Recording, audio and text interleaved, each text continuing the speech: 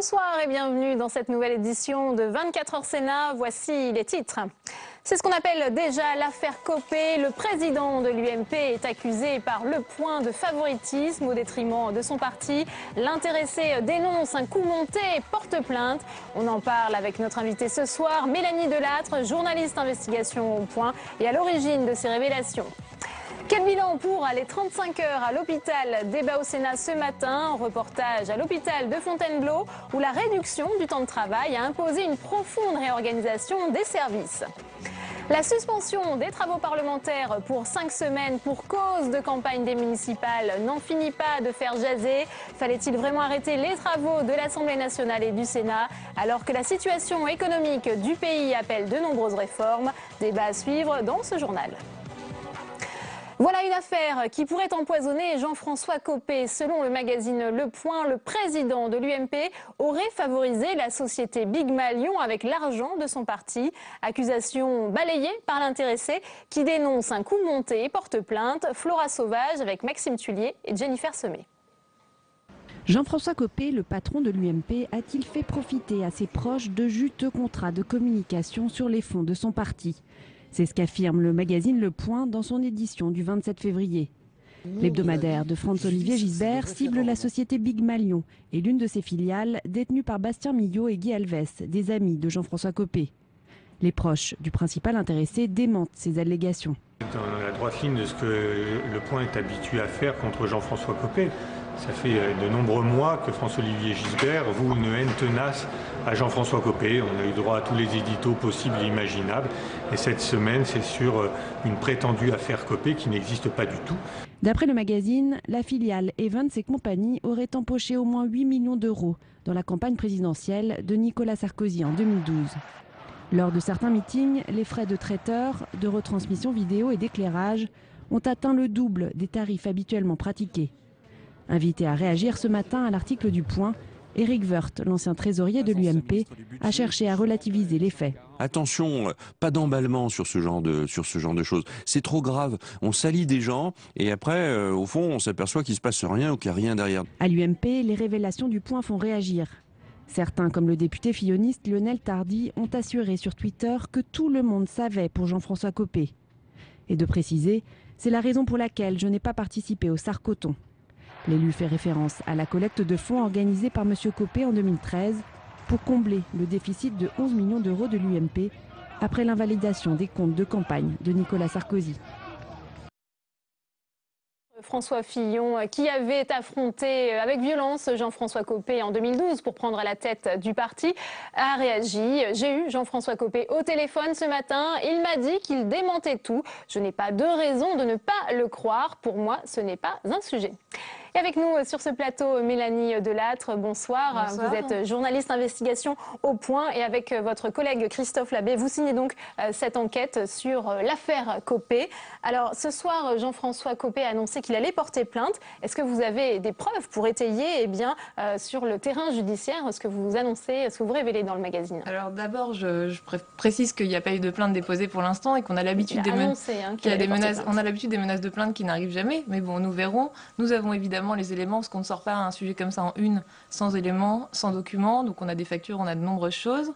Et ce qui m'étonne un peu, c'est qu'aujourd'hui, on n'a pas entendu ni Bastien Millot sur Europe 1, ni Jean-François Copé s'expliquer ni sur les montants, ni sur le chiffre d'affaires de Big Malion, qui est une société obligée de publier ses résultats, en principe, et qui a choisi de payer le greffe pour ne pas les publier, donc pour rester dans l'opacité.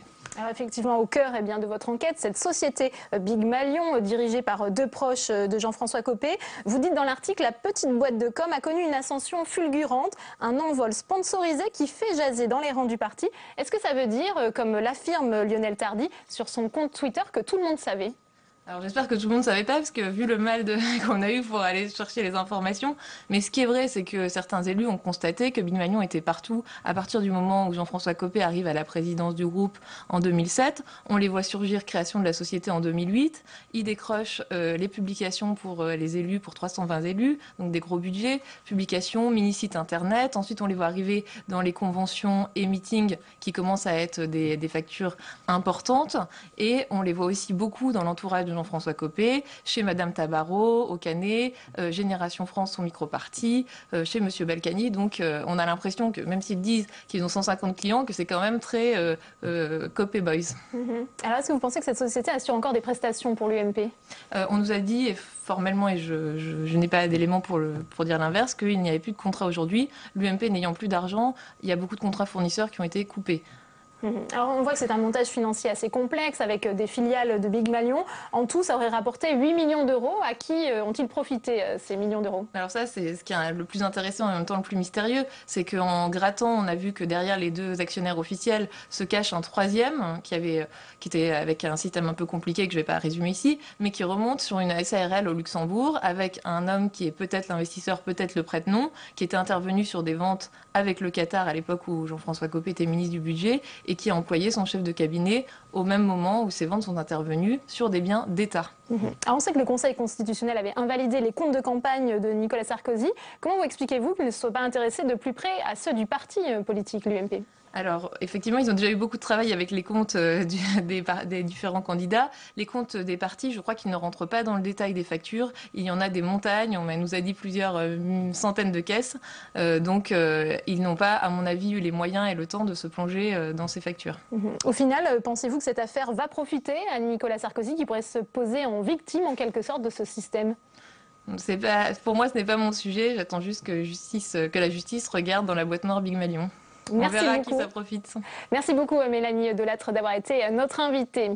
Le Parlement a définitivement adopté la réforme de la formation professionnelle qui instaure un compte personnel de formation accompagnant chaque salarié, y compris pendant ces périodes de chômage. Le texte déjà adopté hier par l'Assemblée nationale transpose l'accord conclu en janvier entre les partenaires sociaux. Il a été amputé de son volet réformant l'inspection du travail auquel s'opposait la majorité des sénateurs.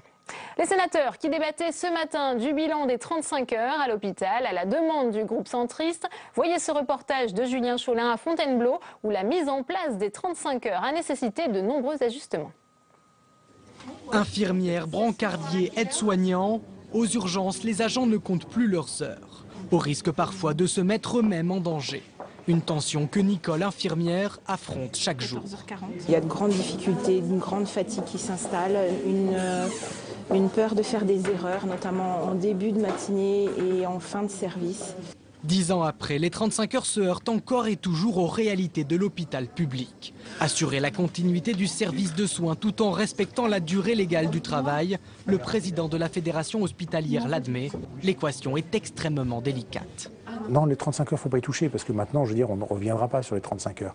Mais il faut donner absolument des souplesses d'organisation et donner la possibilité dans les hôpitaux ou dans un groupe hospitalier, c'est-à-dire au niveau d'un territoire, de pouvoir adapter l'organisation du temps de travail aux besoins du dit territoire. Actuellement, la loi autorise jusqu'à 12 heures consécutives en une journée, 48 heures maximum par semaine.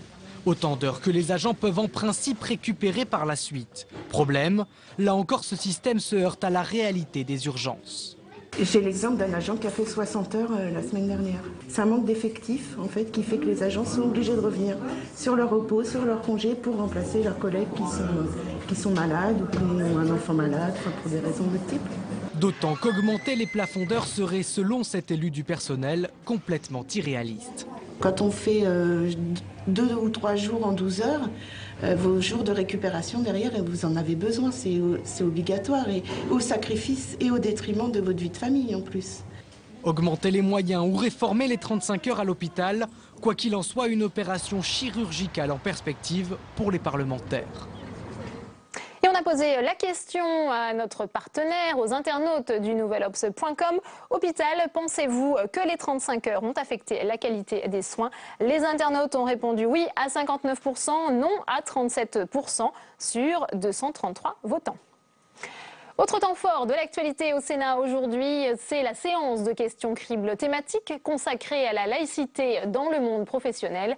Écoutez la réaction de Michel Sapin, le ministre du Travail, qui a été interpellé sur les conséquences de l'affaire Babylou, cette crèche dans laquelle une salariée qui refusait d'ôter son voile avait été licenciée.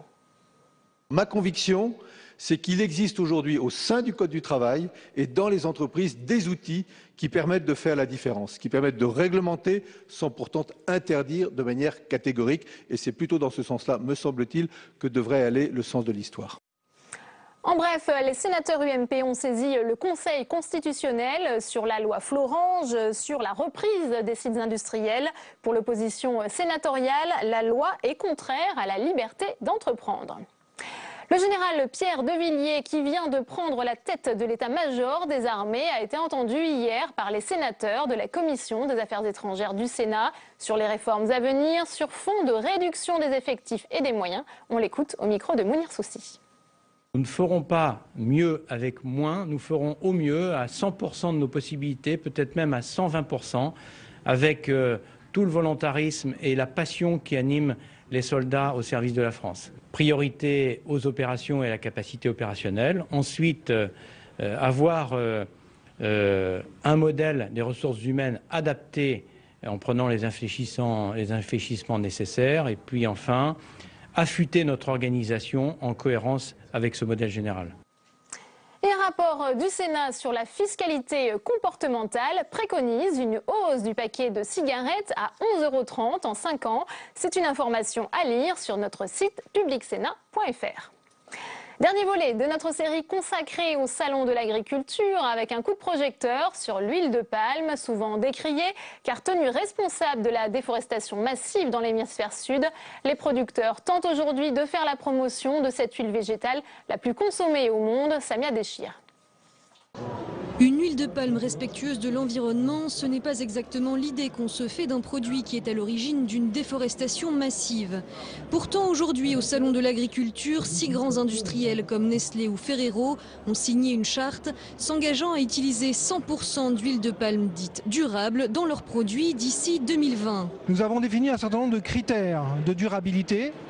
Ces critères sont d'abord la prévention de la déforestation, puis la protection des forêts à haute valeur de conservation carbone, la protection des écosystèmes et enfin la protection des populations locales qui ont été spoliées au cours des dernières années.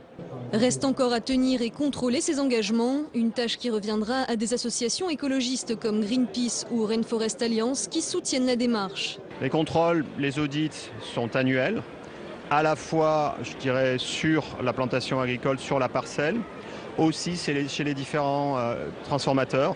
Reste que l'environnement n'est pas le seul point à faire débat sur l'huile de palme. Ses effets sur la santé sont souvent pointés du doigt. Elle contient en moyenne 50% d'acides gras saturés contre 15% pour les autres huiles. Le fait que l'on produise maintenant de façon responsable l'huile de palme est un plus écologique, mais il ne change rien aux qualités nutritionnelles de l'huile de palme à cause de sa richesse en acides gras saturés qui est potentiellement élévatrice du cholestérol. Cependant, il ne faut pas exagérer le problème en France où les consommations sont relativement faibles. Aussi durable soit-elle, l'huile de palme reste donc à consommer avec modération. Et on va tout de suite prendre la direction de la porte de Versailles à Paris, au Salon de l'Agriculture, pour retrouver notre journaliste Pierre-Henri Gergonne. Bonsoir Pierre-Henri. Bonsoir Delphine.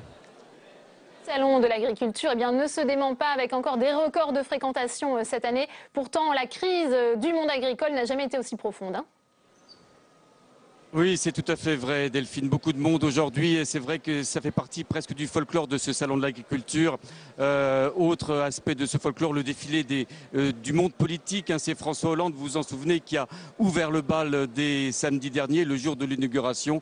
Il y a aussi cette agriculture formidablement mise en scène, une agriculture louée, cajolée, ici même comme les milliers d'animaux, par exemple, présents sur ce salon jusqu'à dimanche prochain. Mais derrière cette formidable scène qui attire énormément de public, il y a des coulisses beaucoup plus sombres et beaucoup moins reluisants. Un seul exemple, un chiffre. La France, en quelques années seulement, est passée de la 2e place de meilleur exportateur mondial en matière agricole à la 5e place. Elle est devancée par des pays comme les Pays-Bas, rendez-vous compte.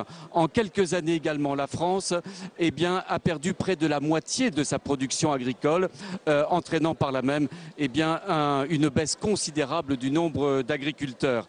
Alors certes, on tente de colmater les brèches, il y a toujours ces fameux milliards par dizaines déversés chaque année par la politique agricole commune. Il y a les politiques qui essayent de faire quelque chose. Je pense en particulier à la loi sur l'avenir de l'agriculture, défendue bec et ongle par Stéphane Le Foll tout au cours de ses journées ici au Salon de l'Agriculture. Et pourtant, il y a également ces ardeurs qu'on a pu en voir sur notre plateau, les ardeurs des jeunes étudiants en agriculture, mais les ardeurs qui pourraient être bien douchées très froidement dans les semaines, les mois à venir. On a beaucoup parlé des futures négociations entre l'Amérique du Nord et l'Europe. Si celle-ci devait aboutir, eh bien ça serait incontestablement une tempête, une grosse tempête, un gros coup de vent que devrait affronter l'agriculture du vieux continent. Merci beaucoup Pierre-Henri. Tout de suite, c'est notre page spéciale municipale.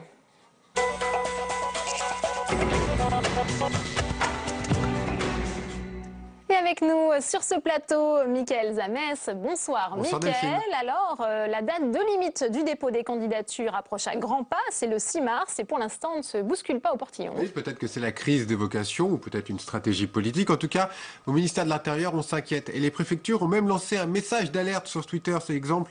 138 communes du Puy-de-Dôme n'ont toujours pas trouvé de candidat. Dans le Var, en Gironde, 45% des communes de plus de 1000 habitants eux aussi n'ont toujours pas trouvé de candidat. Alors au-delà du problème administratif que cela pose en tout cas pour le 6 mars prochain, il y a un vrai problème de fond. Il est de plus en plus difficile de constituer des listes. Les règles ont changé, c'est vrai. Il faut déposer en préfecture, pour les villes de plus de 1000 habitants, il faut déposer la liste.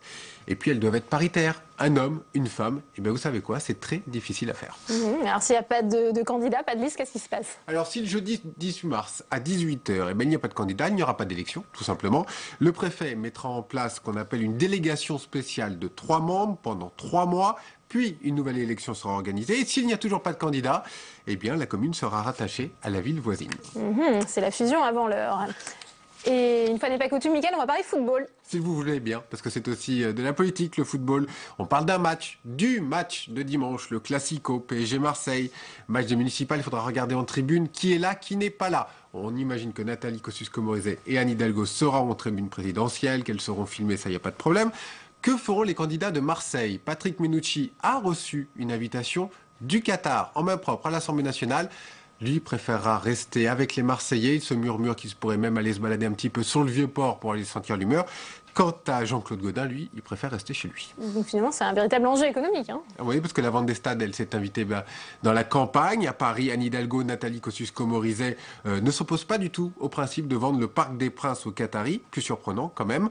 Sous la mandature du PS, donc avec Bertrand Delanoë et Anne Hidalgo, la ville a passé une convention d'occupation pour les 30 prochaines années. Quant à Marseille, Patrick Menucci a fait passer un petit sondage IFOP. 71% des Marseillais seraient prêts à vendre le stade Vélodrome. Pas du tout pour Jean-Claude Gaudin qui est totalement opposé.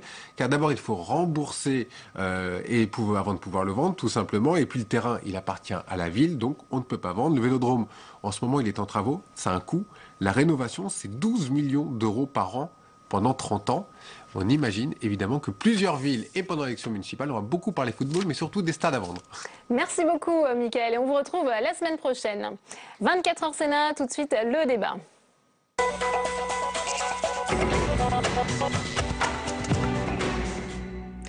Et pour cause de municipales, on vient d'en parler, le rideau vient de tomber pour 5 semaines sur l'Assemblée nationale et le Sénat. Une fermeture justifiée pour les uns, jugée abusive pour les autres, à l'heure du non-cumul des mandats. Mounir Soussi.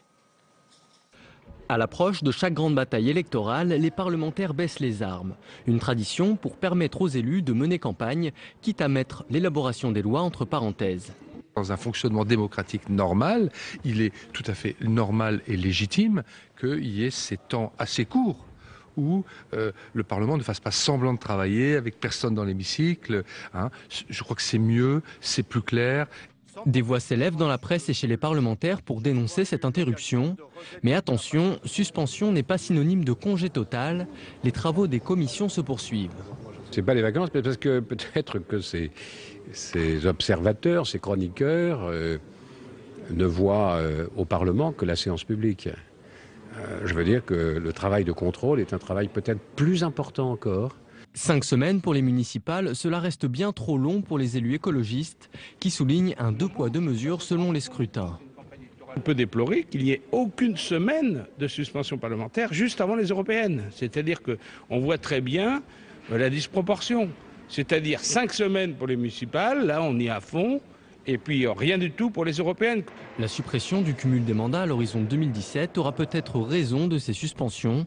En attendant, députés et sénateurs reviendront sur les bancs le 7 avril. Et pour parler de cette suspension des travaux parlementaires, nos invités ce soir, Philippe Dallier, bonsoir, bonsoir. Sénateur UMP de Seine-Saint-Denis. Avec nous également sur ce plateau, Nathalie Segonne, bonsoir. Bonsoir. Vous êtes journaliste à l'Opinion. Merci d'être avec nous. Philippe Dallier, est-ce que cette suspension des travaux parlementaires se justifie? Est-ce que vous en avez vraiment besoin pour faire campagne, vous qui êtes maire? Bon, écoutez, je vais vous dire oui, et l'ensemble des sénateurs qui sont très attachés à ce qui se passe dans les collectivités locales ont aussi besoin d'un peu de temps pendant la campagne électorale, je ne vous dirai pas le contraire. Pour autant, ça a été rappelé, le Parlement ne s'arrête pas complètement de fonctionner. Moi, je vais revenir à plusieurs reprises ici au Sénat ou dans les ministères pour des réunions de travail sur un certain nombre de sujets. Voilà, il y a ce qui se passe dans l'hémicycle et on se focalise souvent là-dessus, mais il y a aussi le travail qui est fait en dehors de l'hémicycle. Nathalie Segonne, c'est justifié cette suspension des travaux parlementaires à l'heure du non-cumul? Voilà, c'est ça, c'est une survivance du temps du cumul des mandats, alors que la loi a été, qui interdit le cumul des mandats a été votée définitivement le 22 janvier. Fin février, on vit encore à l'heure du cumul des mandats. Alors, il est vrai que pour le Sénat, je ne sais pas, mais à l'Assemblée, il y a près de la moitié, presque la moitié des députés qui sont candidats aux élections municipales, donc qui sont directement intéressés à cette élection. Mais donc on peut imaginer que ça va, c'est la dernière fois, si j'ose dire. C'est une survivance qui est vouée à disparaître, mais c'est quand même, il y a quand même une petite contradiction. C'est pas très cohérent de voter la fin du cumul des mandats et de suspendre 5 semaines pour aller faire campagne pour les municipales.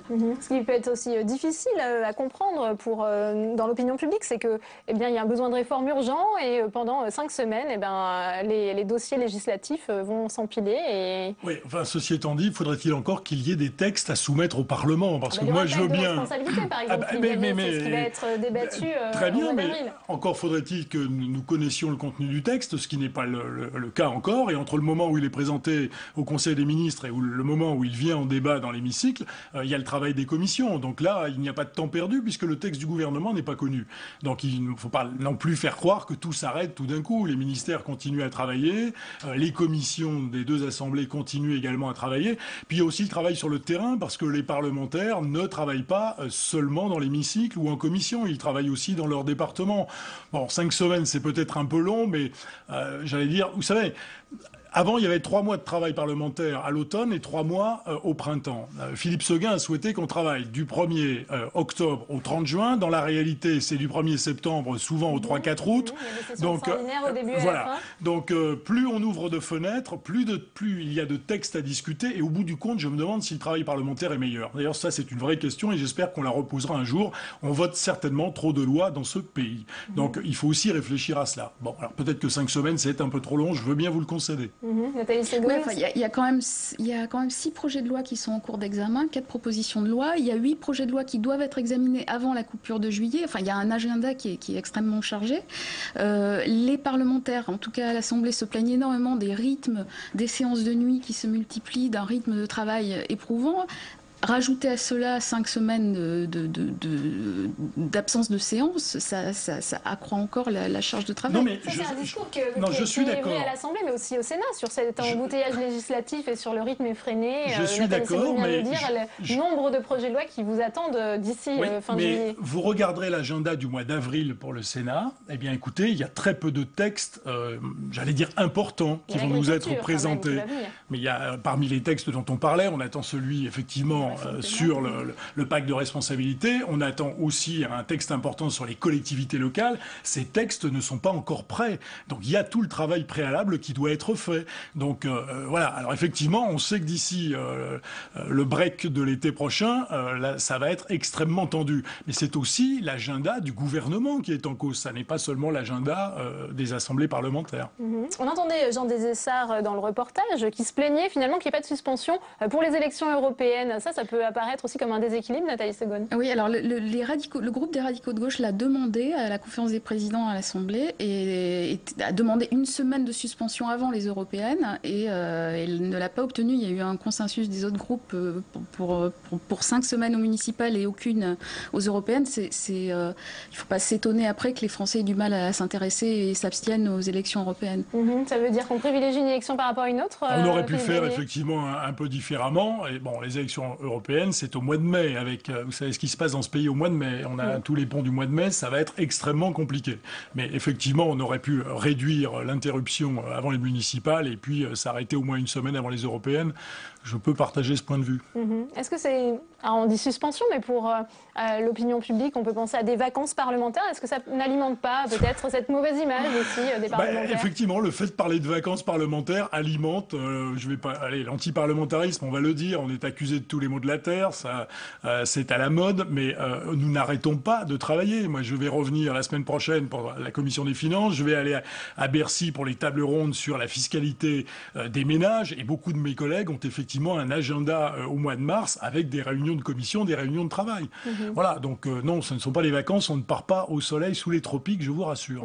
Car, à présent, on peut réagir sur Twitter à notre débat. Et on a été interpellé sur Twitter par une personne qui disait « Et le chômage des jeunes pendant ce temps ?» C'est une question effectivement qui peut se poser. Hier, il y a un député qui m'a dit « C'est vrai, ça fait un peu balnéaire. » Voilà, ça peut faire balnéaire, mais ce n'est pas balnéaire. Et encore une fois, sur le chômage des jeunes et sur le chômage en particulier, la vraie question, c'est de savoir si le gouvernement va changer de politique. On nous a annoncé que ça serait le cas. Maintenant, ça doit se traduire effectivement dans les textes. Or, le gouvernement, enfin, sauf à ce que quelque chose m'ait échappé, le gouvernement n'est pas prêt. Il doit y avoir des discussions avec le MEDEF et les grandes organisations syndicales, et on verra ce qu'il en sort. Le Parlement décidera ensuite. Ce travail-là n'est pas prêt. Donc, le Parlement ne va pas freiner les prises de décision du gouvernement. Nathalie Segonne, vous le disiez, c'est peut-être la dernière fois qu'il y a autant de suspensions des travaux parlementaires avec l'application de la loi sur le non-cumul. Est-ce que ça va peut-être appeler un changement, une modification du règlement des deux assemblées pour qu'il n'y ait plus autant de vacances en matière de législation? Effectivement, enfin, pour ce qui est de l'Assemblée, je crois qu'ils réfléchissent à allonger, à ne pas ouvrir seulement du mardi au jeudi, mais allonger du lundi au vendredi à peu près systématiquement. Je pense que le non-cumul va modifier beaucoup la pratique parlementaire, va amener, selon certains, inévitablement à une réduction du nombre de députés, peut-être de sénateurs, j'en sais rien. Effectivement, je pense qu'on est rentré dans un processus de simplification et peut-être d'un travail parlementaire différent. C'est un bon argument en faveur du non-cumul, Philippe Dallier, finalement, cette suspension des travaux parlementaires? Oui, on peut dire cela, mais pour autant, on verra dans quelques années, après 2017, les effets du non-cumul. Vous savez, il y a un côté, effectivement, qui peut paraître comme positif et sympathique. La déconnexion entre les parlementaires et le terrain, on verra les conséquences qu'elle aura. Moi, j'ai toujours dit qu'il fallait effectivement renforcer la loi, faire en sorte qu'un président de région, un président de conseil général ou un maire d'une très grande commune ne puisse pas être parlementaire, ça me paraissait tout à fait normal. Interdire absolument, alors que pour les élus locaux, l'interdiction ne s'appliquera pas de la même manière. Je pense que c'était aller trop loin. Pour autant, effectivement, dans ces conditions, on peut envisager que le Parlement siège du lundi ou vendredi, mais c'est déjà assez souvent le cas dans la période passée, et parfois même le samedi et le dimanche dans certains cas de figure. Bon, mais encore une fois, ça n'est pas d'ouvrir et de multiplier les jours de séance qui réglera les problèmes du pays. Je pense qu'on vote trop de textes. Il faut effectivement se concentrer sur l'essentiel et puis prendre le temps de la discussion. Voilà. Merci à tous les deux d'avoir été nos invités ce soir. C'est la fin de cette édition. À 22h, vous retrouvez Sonia Mabrouk. Très bonne soirée et à demain.